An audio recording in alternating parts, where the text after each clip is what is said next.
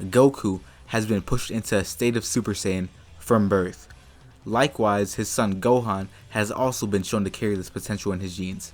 With a power like this, the Saiyans were no problem. Nappa had been killed, and Vegeta just barely escaped the wrath of Gohan. But of course, there was still a price to be paid.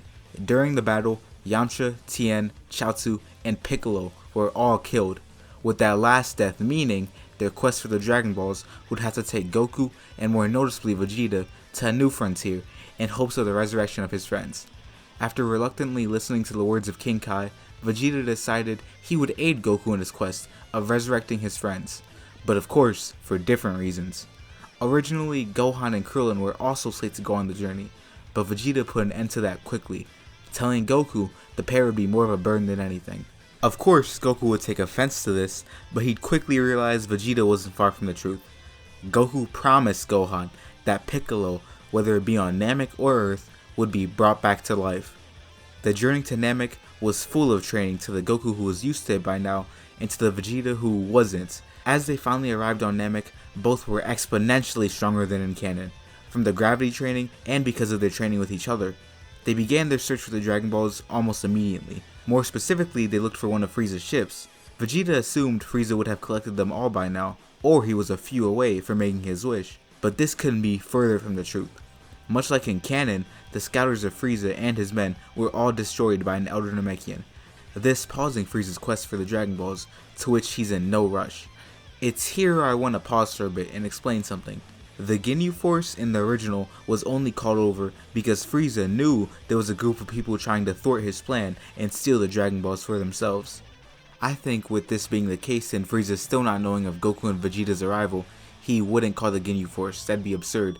Zarbon alone outpowers most Namekians. So I believe he'd call regular soldiers from his army to bring them new scouters. Again, there isn't a big rush, so with all this in mind, during Goku and Vegeta's escapade, they're eventually met by the Grand Elder Guru. This is a mixture of lots of the villages being destroyed, and Goku and Vegeta rushing with their ki suppressed around Namek. Guru meeting the two, and hearing of Goku's wish, he looks into him and he can tell his heart is pure and his intentions are positive. But at first he's a bit reluctant when it comes down to Vegeta, only choosing to unlock his dormant potential when Goku promises he will watch over Vegeta. But as they're about to head off, Guru also commands Nail to go with them, to which at first he's reluctant, stating that it's his job to protect Elder Guru, to which Guru reveals, with all the stress they face since Frieza's arrival, he doesn't have much time left. It's better to help these strangers and preserve what's left of the Namekians, instead of foolishly protecting someone who will die anyway. Nail understands and begins to go with the pair, but before they do, Guru stops them and gives Nail the Dragon Ball. He then tells the group he can sense his people's energy, he knows there's still people out there and alive. This meaning that there's still Dragon Balls to be collected. This would then lead into the somewhat calm collection of the Dragon Balls. But along the way, Nail and Goku are seemingly getting more and more frustrated, seeing all the destruction and dead bodies left behind by Frieza. I should also mention, of course, Frieza's men were spotted along the way, but they were easily taken care of. Some of them even had Dragon Balls, as they were on their way to give them to Frieza. This of course infuriates Frieza, who is forced to show himself prematurely. Now with all 7 Dragon Balls in their grasp, Goku tells Nail of the wish he seeks to make, to which Nail explains to him that there's 3 wishes they can make. Goku tells him exactly what they came for, and he leaves the wording to him. But before Goku can finish his conversation, Frieza arrives, to which Nail leaves to gather the Dragon Balls together. Goku and Vegeta both ready themselves, but before they can, Vegeta tells Goku to back down, he'll handle Frieza.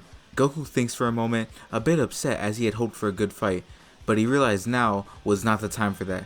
His maturity showed in his decision to leave Vegeta to this battle. Goku knew Frieza was beyond redemption, with all the destruction he had seen. After this, Vegeta and Frieza are left to some small talk, but quickly their battle begins, with Vegeta dominating Frieza effortlessly.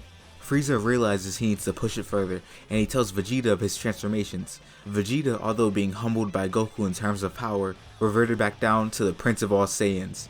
With his pride still intact, he lets Frieza transform, Frieza going immediately to his final form. But as they begin their battle, the sky goes black. This of course is the Dragon Balls, and Frieza is more than wary, but begins his transformation nonetheless. With the battle ensuing quickly after, we move over to Goku, who's thinking of his wish, and he decides to tell Nail to revive Piccolo first, not even needing to bring him to Namek this time at all. Next he decides to bring back Yamcha, but as the second wish is granted, the Dragon Balls turn to stone. The Elder Guru has passed away. We cut to King Kai's for a bit, who's just received the news of the Dragon Balls being rendered useless, and Chaozu tells Saiyan he wouldn't have it any other way. Besides, with Piccolo's revival, they can come back later on. So for now, just a little bit more time for training. Now, before we continue, let me explain something. As you see in the thumbnail, yes, Vegeta does indeed get Super Saiyan. There are certain arguments that can be made against this. Firstly, some might say Vegeta wouldn't even train with Goku. Even in Dragon Ball Z, when Vegeta knew he was outclassed by Goku, he went to go train on his own. I believe with Vegeta now knowing Frieza's the destroyer of planet Vegeta thanks to King Kai, Goku would practically be his only shot at revenge. He would train with Goku, and I truly believe Frieza's existence is the only thing that could push him to train with someone he views as below him. Secondly, him getting Super Saiyan in almost the week it took to get to Namek is more story than pure logistics. I feel like it'd be possible for Vegeta to get it, but at the same time, I just don't know. It's a very hard question, but we're going to be going with him getting Super Saiyan in these events. Besides, if he didn't, the events you're about to see wouldn't change much.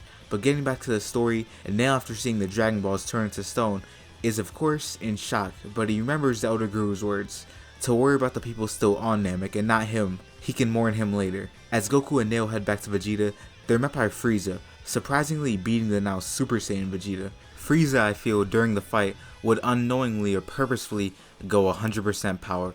I want to say Frieza at 100% is still stronger than this Vegeta, but not by much. It's legitimately a difference in the thousands. With Vegeta being beat down, Goku realizes it's almost his turn, but just before he can turn to Nail, Vegeta is sent flying back down to the ground, reverting back down to his base form, dangerously injured. It's at this point Frieza begins to charge a Ki Blast, but Goku runs in, transforming into Super Saiyan, and stops him. He then shouts for Nail to give Vegeta a Senzu Bean. Goku's ensuing battle with Frieza wouldn't last long, because as soon as Vegeta awakens, he gets a Zenkai boost as he was near death, and quickly the duo of Goku and Vegeta are easily able to get rid of Frieza, much easier than in canon. With Frieza being killed, all was well, but there was still a lot of fixing up to do. Namek was in ruins, and the Namekian level was very low, really only Nail and a few others, but Goku calmed Nail down, telling him of the Earth's Dragon Balls and how they're used to revive the Namekians. Nail thanks them, and Goku and Vegeta enter their ship and head off, flying back to Earth, and training along the way. With Vegeta's Zenkai, I want to say Goku would just have a little bit of catching up to do, and so ends the Namek saga. But as we know, it doesn't end there. Peace isn't a liberty that Earth gets to have. Dr. Gero is still out there, and I really hope you guys are there with me for part 3 of What If Goku Was Born a Super Saiyan. Thank you guys so much for watching. As always, leave any rebuttals or any pet peeves you guys have down below. One of the bigger things I saw last video was that I was talking too quietly, so I really did try to amplify my voice this time and turn it up by a lot, if you guys couldn't notice. So yeah, I truly am trying to improve every single video for you guys, so let me know literally anything, and I'll try my best to fix it for you guys. So yeah, with that out the way, I'll see you guys later. By the way, sorry for the bit of a shorter part 2.